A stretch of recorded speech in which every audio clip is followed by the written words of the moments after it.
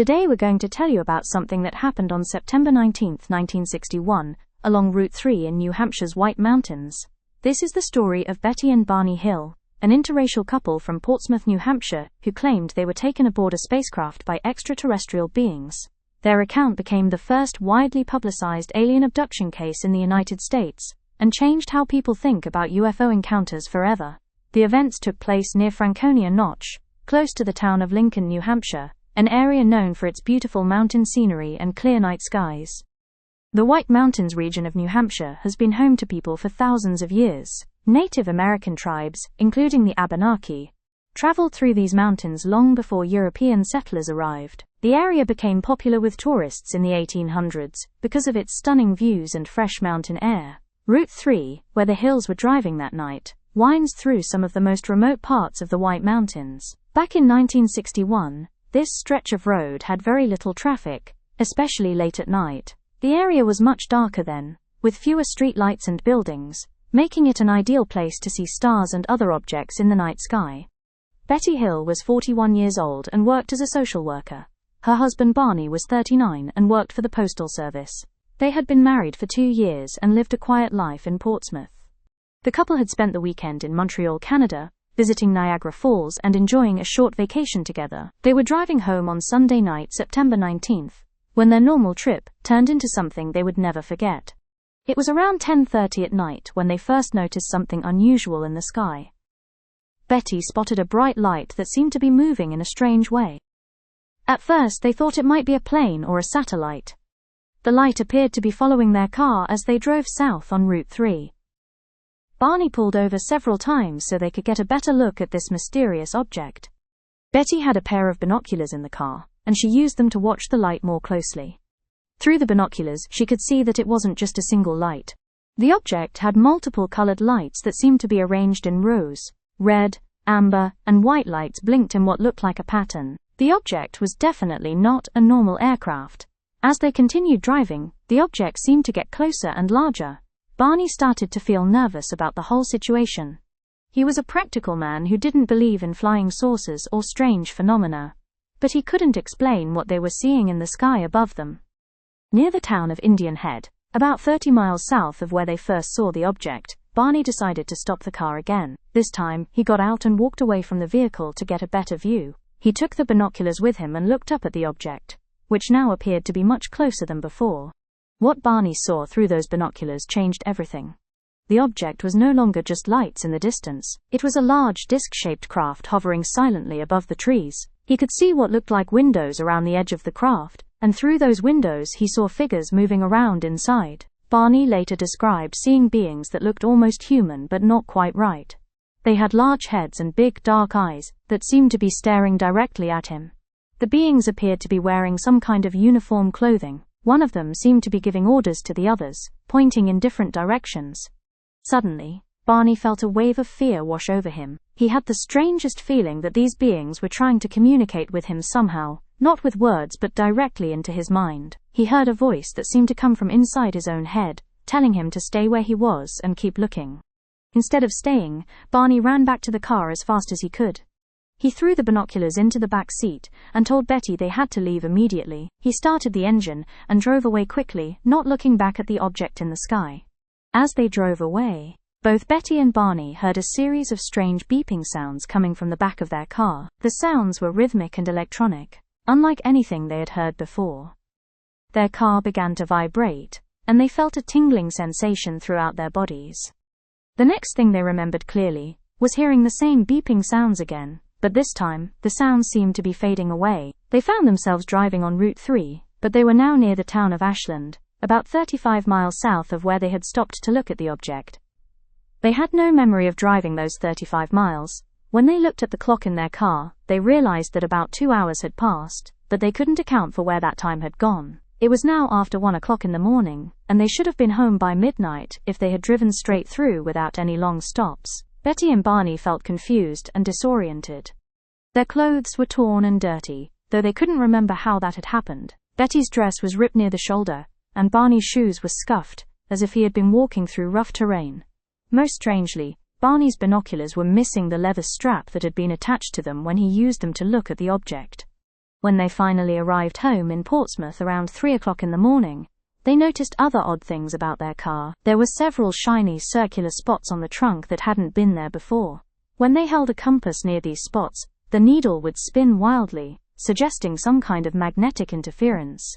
Over the next few days, Betty and Barney tried to make sense of what had happened to them. They talked about the experience constantly, trying to fill in the missing pieces of their memory. Betty started having vivid dreams about what might have occurred during those lost 2 hours. In her dreams, Betty saw herself and Barney being taken aboard the spacecraft they had observed. She dreamed about meeting the beings Barney had seen through the binoculars. These beings, she said, were shorter than humans, with grayish skin and large wraparound eyes. They had small noses and mouths, and their heads were larger than normal human heads. Betty's dreams were so detailed and realistic that she began to wonder if they were actually memories, rather than just dreams.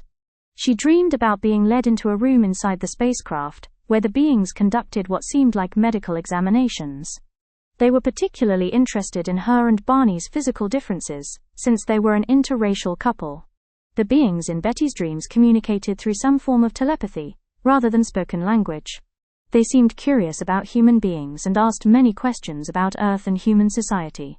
Betty remembered asking one of the beings where they came from, and he showed her a map of the stars. The map showed lines connecting various stars, which the being explained were trade routes between different worlds.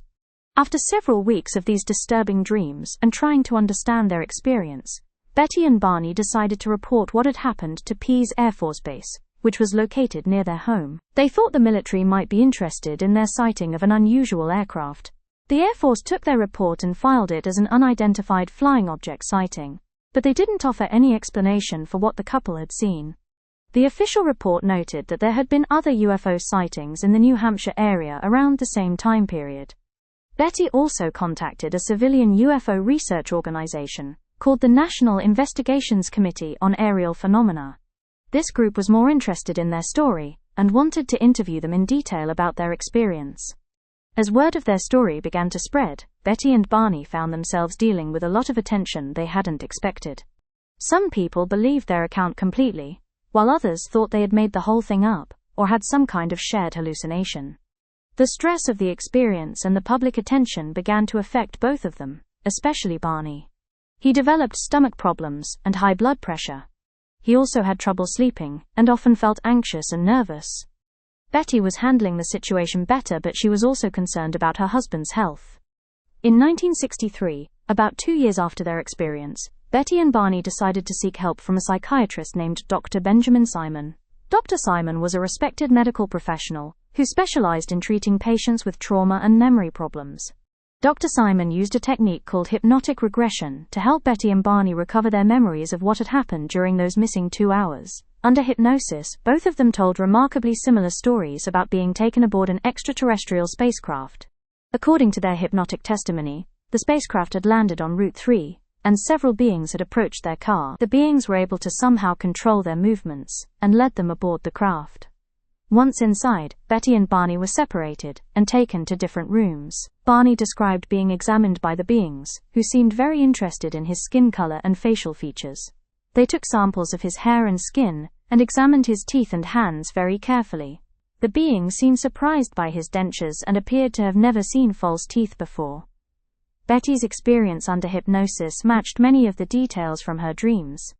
She described being examined by the beings, who were particularly interested in her reproductive system. They performed various tests and procedures that she found uncomfortable, but not painful. During her time aboard the craft, Betty said she was able to communicate with one of the beings who seemed to be the leader. This being answered some of her questions about where they came from, and why they were visiting Earth. He showed her the same star map she had seen in her dreams, pointing out their home star system. Betty asked if she could take something with her as proof of the encounter, and the being gave her a book with strange symbols and writing that she couldn't read. However, when it came time to leave the spacecraft, other beings intervened and took the book away from her. They said that humans weren't ready for that kind of knowledge yet. Before releasing them, the beings told Betty and Barney that they wouldn't remember what had happened until much later. They were escorted back to their car and watched as the spacecraft departed into the night sky. Dr. Simon worked with Betty and Barney for several months, conducting multiple hypnosis sessions to recover as much detail as possible about their experience. He was impressed by the consistency of their stories and the level of detail they provided while under hypnosis. However, Dr. Simon himself wasn't convinced that the events had actually happened, as Betty and Barney described them. He thought it was possible that they had shared a fantasy or hallucination, brought on by the stress of their long drive, and the unusual object they had seen in the sky. In 1965, a reporter named John Fuller learned about the Hill case and decided to write a book about their experience.